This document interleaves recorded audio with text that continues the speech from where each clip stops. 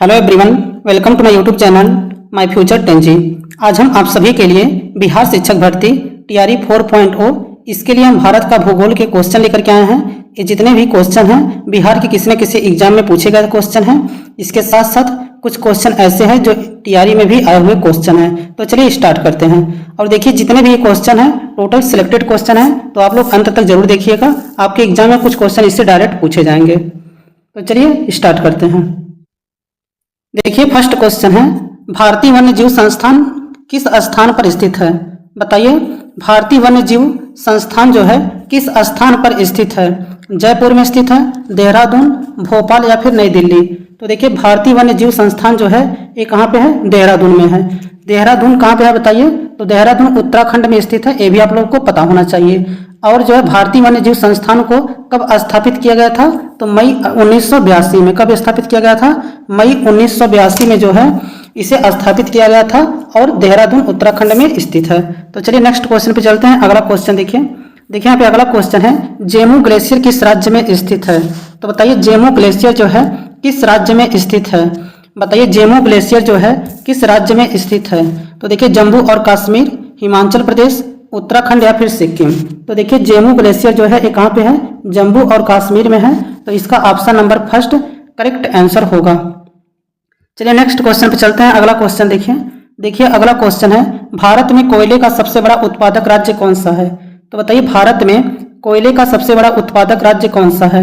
मध्य प्रदेश है, झारखंड है, छत्तीसगढ़ है या फिर उड़ीसा है? तो बताइए भारत में कोयले का सबसे बड़ा उत्पादक राज्य कौन सा है?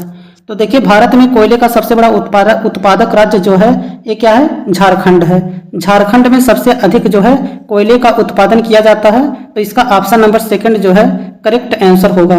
आप लोग बताइए भारत में सबसे ज्यादा लोहे का उत्पादन किस राज्य में होता है? बताइए भारत में सबसे अधिक लोहे का उत्पादन जो है किस राज्य में होता है? तो देखिए लोहे का उत्पादन पूछेगा, बॉक्साइट का उत्पादन जो है सर्वाधिक कहाँ होता है? उड़ीसा में होता है। ये भी आप लोग याद रखिएगा। नेक्स्ट क्वेश्चन है, भारत में सिल्वर रिवॉल्यूशन किस क्षेत्र से संबंधित है? बताइए भारत में सिल्वर रिवॉल्यूशन जो है किस क्षेत्र से संबंधित है? उर्वरक उत्पादन से, कपास उत्पादन से, अंडा उत्पादन से, दूध उत्पादन से? तो बताइए भारत में सिल्वर रिवॉल्यूशन का संबंध जो है किस क्षेत्र से है? तो देखिए सिल्वर रिवॉल्यूशन जो है ये अंडा उत्पादन से संबंधित है। ऑप्शन नंबर थर्ड जो है करेक्ट आंसर हो जाएगा। आप लोग ये बताइए कि नीली क्रांति किससे संबंधित है? बताइए नीली क्रांति का संबंध किससे है? बताइए नीली क्रांति का संबंध किससे है? तो देखिए नीली क्रांति का संबंध है मत्स्य उत्पादन से। तो नीली क्रांति का संबंध किससे है? मत्स्य उत्पादन से। बताइए श्वेत क्रांति का संबंध किससे है? बताइए श्वेत क्रांति का संबंध जो है किससे है? तो देखिए श्वेत क्रांति का संबंध दुग्ध उत्पादन से। किससे है? दुग्ध उत्पादन से। अमृत क्रांति का संबंध बताइए किससे है? बताइए अमृत क्रांति का संबंध जो है किससे है? तो देखिए अमृत क्रांति का संबंध है नदी जोड़ो परियोजना से। अगर पूछेगा नदी जोड़ो परियोजना किससे संबंधित है तो अमृत क्रांति से संबंधित है। बताइए सुनहरी क्रांति का संबंध किससे होता है? बताइए सुनहरी क्रांति का संबंध किससे है? तो देखिए फल उत्पादन जो है सुनहरी क्रांति से संबंधित है। अगर पूछेगा कि सुनहरी क्रांति का संबंध किससे है तो फल उत्पादन से है। ये भी आप लोग याद रखिएगा। बताइए उर्वरक उत्पादन जो है उर्वरक से कौन सी क्रांति संबंधित है? बताइए उर्वरक से कौन सी क्रांति संबंधित है?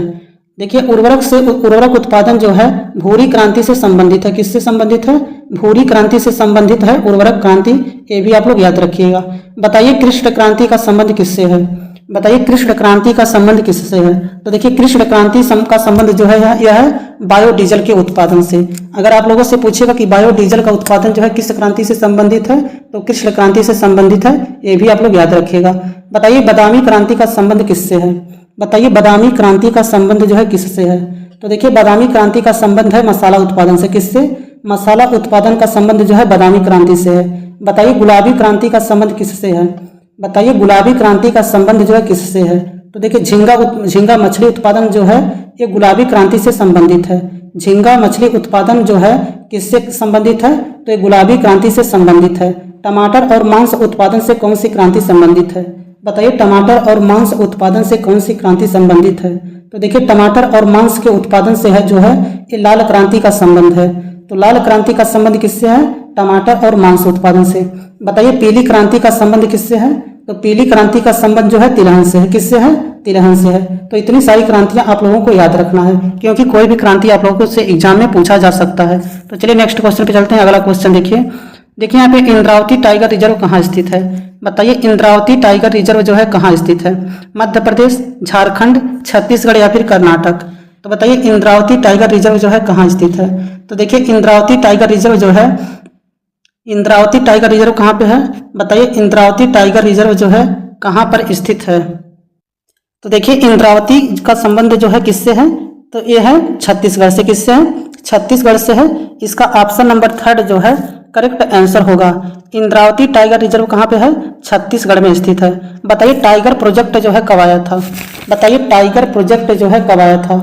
बताइए टाइगर प्रोजेक्ट जो है कब आया था? तो टाइगर प्रोजेक्ट आया था 1973 में। कब आया था? टाइगर प्रोजेक्ट आया था 1973 में। ये भी आप लोगों को याद रखना है। चलिए नेक्स्ट क्वेश्चन पे चलते हैं। अगला क्वेश्चन देखिए, हाथी परियोजना कब आरंभ की गई थी? बताइए हाथी परियोजना जो है कब आरंभ की गई थी? तो देखिए हाथी परियोजना आया था 1992 में। कब आया था? 1992 में हाथी परियोजना आया था। इसका ऑप्शन नंबर 1 जो है करेक्ट आंसर होगा। नेक्स्ट क्वेश्चन देखिए, माधव राष्ट्रीय उद्यान कहाँ स्थित है? बताइए माधव राष्ट्रीय उद्यान जो है कहाँ स्थित है? राजस्थान में स्थित है, छत्तीसगढ़ में स्थित है, मध्य प्रदेश में स्थित है या फिर कर्नाटक में स्थित है? तो बताइए माधव राष्ट्रीय उद्यान कहाँ पर स्थित है? तो देखिए माधव राष्ट्रीय उद्यान है मध्य प्रदेश में। कहाँ पे है? मध्य प्रदेश में है। तो पूछेगा कि माधव राष्ट्रीय उद्यान कहाँ पे है? मध्य प्रदेश में है, जिसकी स्थापना 1958 में की गई थी। अगर पूछेगा माधव राष्ट्रीय उद्यान की स्थापना कब की गई थी? 1958 ईस्वी में, मध्य प्रदेश में। ये भी आप लोगों को याद रखना है। चलिए नेक्स्ट क्वेश्चन पे चलते हैं। अगला क्वेश्चन देखिए यहाँ पे अगला क्वेश्चन है, प्रथम रेलवे और परिवहन विश्वविद्यालय की स्थापना कहाँ की गई थी? बताइए प्रथम रेलवे और परिवहन विश्वविद्यालय की स्थापना कहाँ की गई थी? बड़ोदरा में, चेन्नई में, कपूरथला में फिर या फिर अहमदाबाद में? तो देखिए प्रथम रेलवे और परिवहन विश्वविद्यालय की स्थापना किया गया था बड़ोदरा में। कहाँ पे किया गया था? बड़ोदरा में किया गया था। ऑप्शन नंबर 1 जो है करेक्ट आंसर होगा। अगर पूछेगा प्रथम रेलवे परिवहन विश्वविद्यालय की स्थापना कहाँ किया गया था? तो ये बड़ोदरा में किया गया था। ऑप्शन नंबर 1 जो है करेक्ट आंसर होगा। नेक्स्ट क्वेश्चन देखिए, स्वर्ण क्रांति का संबंध किस क्षेत्र से है? बताइए स्वर्ण क्रांति का संबंध जो है किस क्षेत्र से है? बताइए जूट से है, हार्टिकल्चर से है, स्वर्ण से है या फिर तांबा से है? तो बताइए स्वर्ण क्रांति का संबंध जो है किस क्षेत्र से है? तो देखिए स्वर्ण क्रांति का संबंध जो है हार्टिकल्चर या बागवानी से संबंधित है। किससे संबंधित है? हार्टिकल्चर या बागवानी से संबंधित है। ऑप्शन नंबर 2 इसका करेक्ट आंसर हो जाएगा। स्वर्ण क्रांति का संबंध जो है हार्टिकल्चर से है। ऑप्शन नंबर 2 जो है करेक्ट आंसर होगा। नेक्स्ट क्वेश्चन देखिए, टोडा जनजाति कहाँ निवास करती है? बताइए टोडा जनजाति जो है कहाँ निवास करती है? नीलगिरी की पहाड़ी में, महादेव की पहाड़ी में, अगस्तमलाई की पहाड़ी में या फिर नागा की पहाड़ी में? तो बताइए टोडा जनजाति जो है कहाँ निवास करती है? बताइए टोडा जनजाति जो है कहाँ निवास करती है? तो देखिए टोडा जनजाति निवास करती है तमिलनाडु के नीलगिरी की पहाड़ी में। कहाँ पे? तमिलनाडु के नीलगिरी की पहाड़ी में जो है टोडा जनजाति निवास करती है। ये भी आप लोगों को याद रखना है।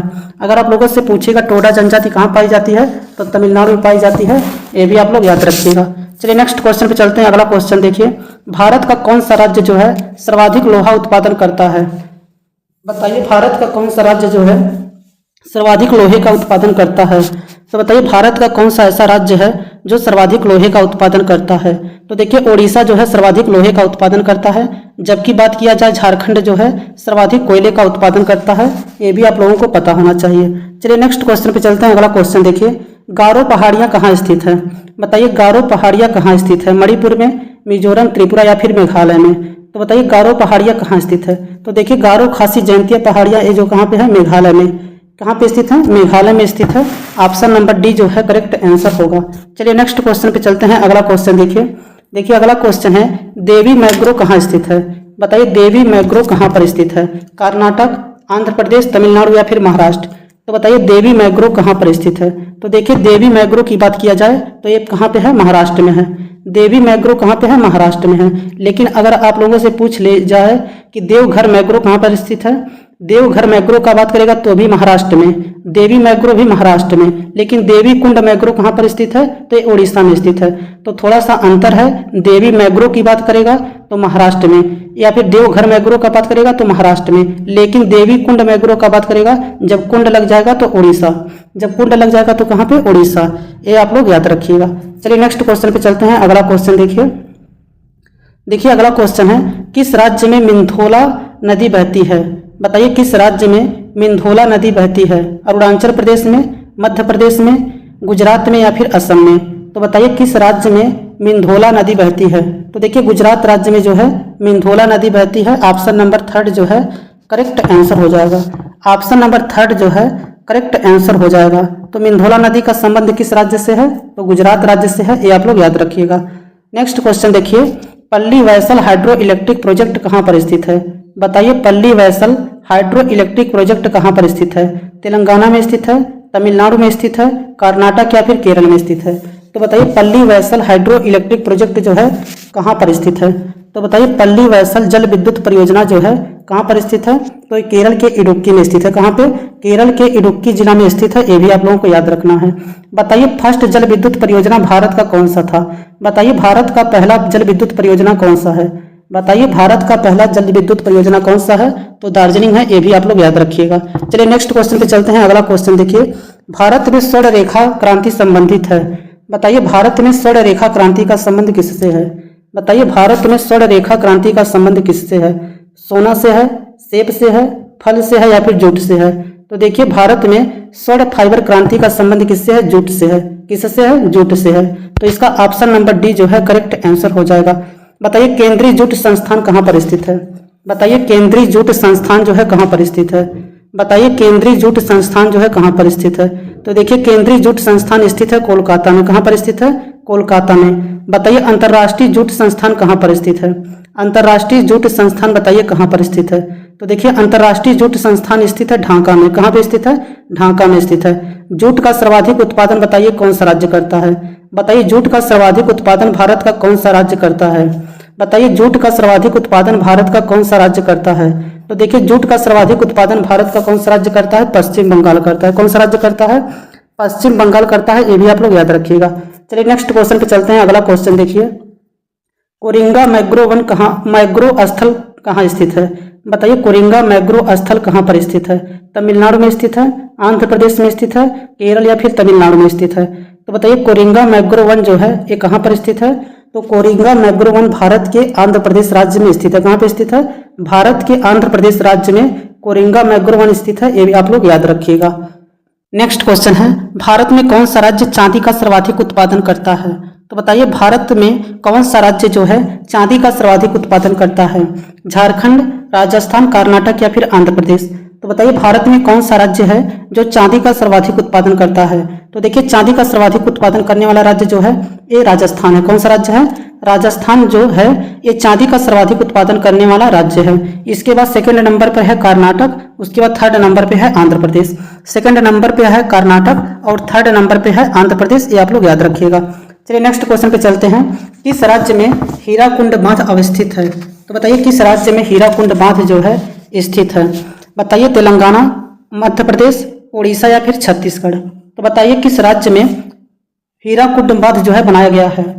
तो देखिए हीराकुंड बांध बनाया गया है उड़ीसा राज्य में। किस राज्य में? उड़ीसा राज्य में बनाया गया है। और उड़ीसा के संबलपुर जिला में। किस राज्य में? उड़ीसा के संबलपुर जिला में बनाया गया है। आप लोग याद रखिएगा, अगर पूछेगा कि हीराकुंड बांध जो है किस नदी पर बनाया गया है तो महानदी पर बनाया गया है। किस नदी पर बनाया गया है? महानदी पर बनाया गया है, ये भी आप लोगों को याद रखना है। चलिए नेक्स्ट क्वेश्चन देखिए, डुंगेश्वरी पहाड़ी कहाँ स्थित है? बताइए डुंगेश्वरी पहाड़ी जो है कहाँ स्थित है? कर्नाटक, महाराष्ट्र, बिहार या फिर गोवा? तो बताइए डुंगेश्वरी पहाड़ियां जो है कहाँ पर स्थित हैं? कर्नाटक, महाराष्ट्र, बिहार या फिर गोवा में स्थित है? तो बताइए डुंगेश्वरी पहाड़ियां जो है कहाँ पर स्थित है? तो देखिए डुंगेश्वरी पहाड़ी का संबंध जो है बिहार से है। कहाँ से है? बिहार से है। अगर आप लोगों से बात करेगा कि डुंगेश्वरी पहाड़ी का संबंध जो है किस राज्य से है तो बिहार से है, ये भी आप लोग याद रखिएगा। चलिए नेक्स्ट क्वेश्चन पे चलते हैं। अगला क्वेश्चन देखिए, धार्मिक जनसंख्या 2011 के अनुसार भारत में लिंगानुपात किस धर्म में सबसे अधिक है? बताइए धार्मिक जनसंख्या 2011 के अनुसार भारत में लिंगानुपात किस धर्म में सबसे अधिक है? मुस्लिम, हिंदू, ईसाई या फिर जैन में? तो देखिए ईसाई धर्म का जो है, ईसाई धर्म में लिंगानुपात जो है सर्वाधिक है। ईसाई धर्म जो में जो है लिंगानुपात सर्वाधिक है। आप लोग ये बताइए भारत का लिंगानुपात कितना है? बताइए भारत का लिंगानुपात कितना है? बताइए भारत का लिंगानुपात जो है कितना है? तो देखिए भारत का लिंगानुपात क्या बात किया जाए तो 943 है। कितना है? 943 जो है भारत का लिंगानुपात है। अगर पूछेगा भारत के किस राज्य का लिंगानुपात जो है सर्वाधिक है? बताइए भारत के किस राज्य का जो है लिंगानुपात सर्वाधिक है। तो देखिए भारत के सर्वाधिक लिंगानुपात वाला राज्य जो है केरल है। कौन सा है? केरल जो है भारत का सर्वाधिक लिंगानुपात वाला राज्य है। अगर बात किया जाए सर्वाधिक कम लिंगानुपात वाला राज्य भारत का कौन सा है? बताइए सर्वाधिक कम लिंगानुपात वाला राज्य जो है भारत का कौन सा है? तो भारत का सर्वाधिक कम लिंगानुपात वाला राज्य जो है ये हरियाणा है। कितना है? हरियाणा का लिंगानुपात कितना है? 876 है। कितना है? 876 है। लेकिन अगर बात किया जाए बिहार का लिंगानुपात कितना है? तो 918 है। कितना है? 918 जो है बिहार का लिंगानुपात है। अगर बात किया जाए बिहार के किस जिले का लिंगानुपात सर्वाधिक है, तो आप लोग क्या जवाब देंगे कि गोपालगंज। बिहार के किस राज्य का लिंगानुपात जो है सर्वाधिक है? तो गोपालगंज का जो है लिंगानुपात सर्वाधिक है। लेकिन अगर बात किया जाए बिहार के सबसे कम लिंगानुपात वाला जिला कौन सा है, तो बिहार का सबसे कम लिंगानुपात वाला जिला जो है पूर्णिया है। कौन सा है? पूर्णिया है। ये भी बात आप लोग याद रखिएगा। चलिए नेक्स्ट क्वेश्चन पे चलते हैं। अगला क्वेश्चन देखिए, डिम्बी लोअर हाइड्रो इलेक्ट्रिक प्रोजेक्ट कहाँ स्थित है? बताइए डिम्बवी लोअर हाइड्रो इलेक्ट्रिक प्रोजेक्ट जो है कहाँ पर स्थित है? मिजोरम में, त्रिपुरा, अरुणाचल प्रदेश या फिर तेलंगाना में? तो बताइए डिम्बवी लोअर हाइड्रो इलेक्ट्रिक प्रोजेक्ट जो है कहाँ पर स्थित है? तो ये अरुणाचल प्रदेश में स्थित है। कहाँ पे स्थित है? अरुणाचल प्रदेश में स्थित है। ऑप्शन नंबर 3 जो है करेक्ट आंसर हो जाएगा। नेक्स्ट क्वेश्चन है, खारिया जनजाति मुख्यतः निवास करती है। तो बताइए खारिया जनजाति जो है मुख्यतः कहाँ निवास करती है? छत्तीसगढ़, झारखंड, राजस्थान या फिर बिहार में? तो बताइए खारिया जनजाति जो है मुख्यतः कहाँ निवास करती है? तो देखिए खारिया जनजाति पाया जाता है झारखंड और उड़ीसा राज्य में। खारिया जनजाति जो है पाया जाता है झारखंड और उड़ीसा राज्य में है। लेकिन आप लोग बताइए झारखंड में खारिया के अंतर्गत जो है इसके बाद जो है कौन सा जनजाति निवास करती है? तो झारखंड में देखिए मुंडा सबसे आगे, याद रखिएगा कि मुंडा जनजाति की बात किया जाए, संथाल की बात की जाए और हो, उराव, बिरोह और उसके बाद खारिया, ये सभी जनजातियां जो है कहाँ पाई जाती हैं? झारखंड में पाई जाती हैं। बताइए भारत के किस राज्य में सर्वाधिक कोयले का उत्पादन होता है? बताइए भारत के किस राज्य में सर्वाधिक कोयले का उत्पादन होता है? तो झारखंड राज्य में। बताइए भारत के किस राज्य में सर्वाधिक जो है लोहे का उत्पादन होता है? तो लोहे का सर्वाधिक उत्पादन उड़ीसा में होता है और कोयला का उत्पादन सर्वाधिक झारखंड में होता है। ये भी आप लोगों को याद रखना है। चलिए नेक्स्ट क्वेश्चन पे चलते हैं। अगला क्वेश्चन देखिए, अगला क्वेश्चन है, सुरीनसर मानसर झील निम्नलिखित में से किस राज्य में स्थित है? बताइए सुरीनसर मानसर झील जो है निम्न में से किस राज्य में स्थित है? हिमाचल प्रदेश में स्थित है, जम्मू कश्मीर, उत्तराखंड या फिर असम में स्थित है? तो बताइए सरीनसर या इसी को कहते हैं सुरीनसर मानसर झील जो है निम्न में से किस राज्य में स्थित है? तो जम्मू कश्मीर में स्थित है। ऑप्शन नंबर 2 जो है करेक्ट आंसर हो जाएगा। सुरीनसर मानसर झील कहाँ पर स्थित है? तो जम्मू कश्मीर में स्थित है। ऑप्शन नंबर 2 जो है करेक्ट आंसर होगा। चलिए नेक्स्ट क्वेश्चन पे चलते हैं। अगला क्वेश्चन देखिए, अगला क्वेश्चन है, भारत में कृष्ण क्रांति किस क्षेत्र से संबंधित है? बताइए भारत में कृष्ण क्रांति का संबंध जो है किस क्षेत्र से है? लिग्नाइट से है, कार्बोनिक फर्टिलाइजर से है, पेट्रोलियम या फिर कोयला से है? तो भारत में कृष्ण क्रांति का संबंध जो है किस क्षेत्र से है? तो देखिए भारत में कृष्ण क्रांति का संबंध जो है पेट्रोलियम से है। किससे है? पेट्रोलियम से संबंधित है कृष्ण क्रांति। ऑप्शन नंबर 3 जो है करेक्ट आंसर होगा। भारत में कृष्ण क्रांति का संबंध जो है किस क्षेत्र से है? तो पेट्रोलियम से है। बताइए भारत के किस राज्य में कोयले का सर्वाधिक उत्पादन होता है? तो झारखंड में। लोहे का सर्वाधिक उत्पादन उड़ीसा में है। तो ये भी आप लोग याद रखिएगा। चलिए नेक्स्ट क्वेश्चन पे चलते हैं। अगला क्वेश्चन देखिए, श्वेत क्रांति का संबंध जो है किस क्षेत्र से है? बताइए श्वेत क्रांति का संबंध जो है किस क्षेत्र से है? दूध से है, अंडा से है, रेशम से है या फिर मछली से है? तो देखिए श्वेत क्रांति का संबंध जो है दुग्ध उत्पादन से है। किससे है? दुग्ध उत्पादन से संबंधित है श्वेत क्रांति। अगर पूछेगा मत्स्य उत्पादन से संबंधित कौन सी क्रांति है? तो नीली क्रांति है। बताइए रेशम कीट पालन जो है किससे संबंधित है? बताइए रेशम कीट पालन जो है किससे संबंधित है? तो देखिए रेशम कीट पालन जो है संबंधित है सेरीकल्चर से। मधुमक्खी पालन किससे संबंधित है? तो मधुमक्खी पालन संबंधित है पीसी कल्चर से, एपी कल्चर से। किससे? एपी कल्चर जो है मधुमक्खी पालन है, मत्स्य पालन जो है पीसी कल्चर है और फ्लोरिकल्चर संबंधित है फूलों के उत्पादन से। अगर आप लोगों से पूछेगा कि फ्लोरिकल्चर का संबंध किससे है, तो फूलों के उत्पादन से है। ये भी आप लोग याद रखिएगा। बताइए अंगूर की खेती के लिए कौन सा कल्चर है? बताइए अंगूर की खेती के लिए कौन सा कल्चर है? तो विटीकल्चर है। कौन सा कल्चर है? विटीकल्चर है। बताइए केचुआ पालन जो है किस कल्चर से संबंधित है? बताइए केचुआ पालन जो है किस कल्चर से संबंधित है? तो बताइए केचुआ पालन जो है किस कल्चर से संबंधित है? तो केचुआ पालन का संबंध जो है वर्मी कल्चर। किससे? वर्मी कल्चर जो है केचुआ पालन से संबंधित है। बताइए पोमो कल्चर का संबंध किससे है? पोमो कल्चर का बताइए संबंध किससे है? पोमो कल्चर भी फलों के उत्पादन से संबंधित है और फ्लोरिकल्चर जो है फूलों के उत्पादन। पोमो फल से और फ्लोरो जो है ये किससे, फूल से है, तो इसमें कंफ्यूज नहीं होना है। बताइए ओलेरी कल्चर का संबंध किससे है, बताइए ओलेरी कल्चर का संबंध किससे है। तो देखिए ओलेरी कल्चर जो है सब्जियों के उत्पादन से संबंधित है। किससे है, सब्जियों के उत्पादन से संबंधित है ओलेरी कल्चर। अगर आप लोगों से पूछेगा कि बागवानी उत्पादन जो है किससे संबंधित है, बागवानी जो है किससे संबंधित है, तो हार्टिकल्चर से। किससे, हार्टिकल्चर से। अब बताइए एरोपोर्टिक कल्चर किससे संबंधित है, एरोपोर्टिक किससे संबंधित है, तो हवा में पौधों का उगाना, हवा में पौधों को उगाना जो है एरोपोर्टिक कल्चर से संबंधित है, ये भी आप लोग याद रखिएगा। जल में पौधों को उगाना किस कल्चर से संबंधित है, बताइए जल में पौधों को उगाना किस कल्चर से संबंधित है, तो हाइड्रोफ्लोरिक कल्चर से संबंधित है, ये भी आप लोग याद रखिएगा। चलिए नेक्स्ट क्वेश्चन पे चलते हैं। अगला क्वेश्चन देखिए यहाँ पे अगला क्वेश्चन है, सतलज, चिनाब और रावी निम्न में से किसकी सहायक नदियां हैं।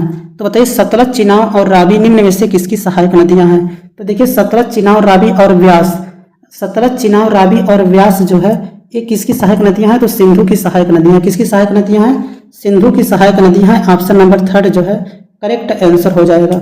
चलिए नेक्स्ट क्वेश्चन पे चलते हैं। अगला क्वेश्चन देखिए, सरदार सरोवर बांध जो है किस नदी पर स्थित है। बताइए सरदार सरोवर बांध जो है किस नदी पर बनाया गया है। बताइए सरदार सरोवर बांध जो है किस नदी पर बनाया गया है, गोदावरी, महानदी, नर्मदा या फिर तापी। बताइए सरदार सरोवर बांध जो है किस नदी पर बनाया गया है। बताइए सरदार सरोवर बांध जो है किस नदी पर बनाया गया है। बताइए सरदार सरोवर बांध जो है किस नदी पर बनाया गया है, तो ये नर्मदा नदी पर बनाया गया है। किस नदी पर, नर्मदा नदी पर बनाया गया है। बताइए नर्मदा नदी का उद्गम जो है किस राज्य में है। बताइए भारत के किस राज्य में नर्मदा नदी का उद्गम होता है, तो नर्मदा नदी का उद्गम है मध्य प्रदेश, विंध्याचल पर्वत, अमरकंटक नामक स्थान से। मध्य प्रदेश के विंध्याचल पर्वत, अमरकंटक नामक स्थान से नर्मदा नदी का उद्गम होता है। बताइए नर्मदा नदी का संगम जो है कहाँ पे है, तो खंभात की खाड़ी में। नर्मदा नदी जाकर के कहाँ गिरती है, खंभात की खाड़ी में गिरती है। बताइए नर्मदा नदी जो है एस्चुरी का निर्माण करती है या फिर डेल्टा का निर्माण करती है। बताइए नर्मदा नदी जो है एस्चुरी का निर्माण करती है या फिर डेल्टा का निर्माण करती है। तो देखिए नर्मदा नदी जो है ये डेल्टा का निर्माण करती है। किसका निर्माण करती है, डेल्टा का निर्माण करती है। लेकिन अगर बात किया जाए ताप्ती नदी जो है किसका निर्माण करती है, एस्चुरी का निर्माण करती है। ताप्ती नदी किसका निर्माण करती है, एक किसकी निर्माण करती है, एस्चुरी का निर्माण करती है। ताप्ती नदी भी मध्य प्रदेश के बैतूल जिला से इसका उद्गम होता है, ये भी याद रखिएगा। मध्य प्रदेश के बैतूल जिला से भी इसका ताप्ती नदी का भी उद्गम होता है, ये भी आप लोगों को याद रखना है। चलिए नेक्स्ट क्वेश्चन देखिए, निम्न नदी जो पूर्व से पश्चिम की ओर प्रवाहित होती है वह है। बताइए इनमें से कौन सी नदी है जो पूर्व से पश्चिम की ओर प्रवाहित होती है। तो बताइए निम्नलिखित में से कौन सी नदी है जो पूर्व से पश्चिम की ओर प्रवाहित होती है। तो देखिए इसका करेक्ट आंसर हो जाएगा चंबल। चंबल जो है पूर्व से पश्चिम की ओर प्रवाहित होने वाली नदी है। ऑप्शन नंबर 2 इसका करेक्ट आंसर हो जाएगा। चलिए नेक्स्ट क्वेश्चन पे चलते हैं। अगला क्वेश्चन देखिए फूलों की घाटी कहाँ स्थित है। बताइए फूलों की घाटी जो है कहाँ स्थित है, जम्मू एवं कश्मीर में स्थित है, उत्तराखंड में स्थित है, कर्नाटक में स्थित है या फिर सिक्किम में स्थित है। तो देखिए फूलों की घाटी की बात किया जाए तो ये उत्तराखंड में स्थित है। कहाँ पे स्थित है, उत्तराखंड में स्थित है। बताइए साइलेंट वैली या फिर मूक घाटी किस राज्य में स्थित है। बताइए साइलेंट वैली जो है किस राज्य में स्थित है। तो साइलेंट वैली जो है केरल राज्य में स्थित है, ये भी आप लोगों को याद रखना है। नेक्स्ट क्वेश्चन है नाथुला दर्रा बताइए किस राज्य में स्थित है। बताइए नाथुला दर्रा जो है किस राज्य में स्थित है, सिक्किम, जम्मू कश्मीर, अरुणाचल प्रदेश या फिर हिमाचल प्रदेश। तो बताइए नाथुला दर्रा किस राज्य में स्थित है, सिक्किम राज्य में। कहाँ पे स्थित है, सिक्किम राज्य में स्थित है। ऑप्शन नंबर 1 जो है करेक्ट आंसर होगा। नेक्स्ट क्वेश्चन है तमिलनाडु में शीतकालीन वर्षा का कारण क्या है। बताइए तमिलनाडु में शीतकालीन वर्षा का कारण है उत्तर पूर्व मानसून से है, दक्षिण पश्चिम मानसून से है, पश्चिम विक्षोभ से है या फिर टोर्नेडो से है। तो देखिए तमिलनाडु राज्य में शीतकालीन वर्षा का कारण क्या है, दक्षिण पश्चिम मानसून से है। किस मानसून से है, दक्षिण पश्चिम मानसून से जो है तमिलनाडु राज्य में शीतकालीन वर्षा होती है। ऑप्शन नंबर 2 करेक्ट आंसर हो जाएगा, दक्षिण पश्चिम मानसून आप लोग याद रखिएगा। नेक्स्ट क्वेश्चन है भारत में दूसरा सबसे बड़ा जलप्रपात कौन सा है। तो बताइए भारत में दूसरा सबसे बड़ा जलप्रपात कौन सा है। तो देखिए भारत में दूसरा सबसे बड़ा जलप्रपात जो है जोग जलप्रपात है। लेकिन अगर बात किया जाए भारत का सबसे ऊंचा जलप्रपात कौन सा है, तो यह कुंचिल जलप्रपात। कौन सा है, भारत का सबसे ऊंचा जलप्रपात कौन सा है, कुंचिल जलप्रपात है, जो कि कर्नाटक राज्य में स्थित है। कहाँ पे स्थित है, कर्नाटक राज्य में स्थित है, ये भी आप लोगों को याद रखना है। भारत का सबसे ऊंचा जलप्रपात कौन सा है? कुंचिल जलप्रपात है, जो कि कर्नाटक राज्य में स्थित है। बताइए कर्नाटक राज्य के कुंचिल जलप्रपात जो है किस नदी पर बनाया गया है? बताइए कुंचिल जलप्रपात जो है किस नदी पर बनाया गया है? तो बराही नदी पर। ये भी आप लोगों को याद रखिएगा। विश्व का सबसे ऊंचा जलप्रपात कौन सा है? बताइए विश्व का सबसे ऊंचा जलप्रपात कौन सा है? तो विश्व का सबसे ऊंचा जलप्रपात कौन सा है? एंजिल जलप्रपात है। 959 मीटर इसकी ऊंचाई है। 959 मीटर जो है एंजिल जलप्रपात की ऊंचाई है और वेनेजुएला में स्थित है। ये भी आप लोग याद रखिएगा। चलिए नेक्स्ट क्वेश्चन पे चलते हैं। अगला क्वेश्चन देखिए, भारत में रेल मंडलों की वर्तमान संख्या कितनी है? बताइए भारत में रेल मंडलों की वर्तमान संख्या कितनी है? तो देखिए भारत में रेल मंडलों की वर्तमान संख्या जो है 18 हो गया है। उस समय जब क्वेश्चन पेपर में आया था तो उस समय 16 था, लेकिन प्रेजेंट टाइम में 18 है, तो इसका ऑप्शन नंबर ई करेक्ट हो जाएगा। चलिए नेक्स्ट क्वेश्चन पे चलते हैं। अगला क्वेश्चन देखिए, राउरकेला लौह एवं इस्पात संयंत्र किस राज्य में स्थित है? बताइए राउरकेला लौह एवं इस्पात संयंत्र जो है किस राज्य में स्थित है? तो देखिए राउरकेला लौह इस्पात संयंत्र जो है उड़ीसा राज्य में स्थित है और इसे जर्मनी के सहयोग से स्थापित किया गया था 1955 में। कब किया गया था? 1955 में जर्मनी के सहयोग से स्थापित किया गया था। ऑप्शन नंबर थर्ड जो है करेक्ट आंसर हो जाएगा। भारतीय राज्य किससे होकर कर्क रेखा नहीं गुजरती है? तो बताइए भारतीय राज्य जो है इसमें से कौन सा है जिससे होकर के कर्क रेखा नहीं गुजरती है? तो देखिए कर्क रेखा जो है भारत के 8 राज्यों से होकर गुजरती है, जबकि बिहार से होकर के कर्क रेखा नहीं गुजरती है। तो इसका ऑप्शन नंबर फर्स्ट जो है करेक्ट आंसर हो जाएगा। कर्क रेखा जो है गुजरात, राजस्थान, मध्य प्रदेश, छत्तीसगढ़, झारखंड, पश्चिम बंगाल, त्रिपुरा और मिजोरम से होकर के गुजरती है। तो इसका ऑप्शन नंबर फर्स्ट जो है करेक्ट आंसर हो जाएगा। नेक्स्ट क्वेश्चन है, देखिए जनगणना 2011 के अनुसार किस व्यावसायिक वर्ग में भारत की कार्यशील जनसंख्या की संलग्नता द्वितीय सर्वाधिक रही है?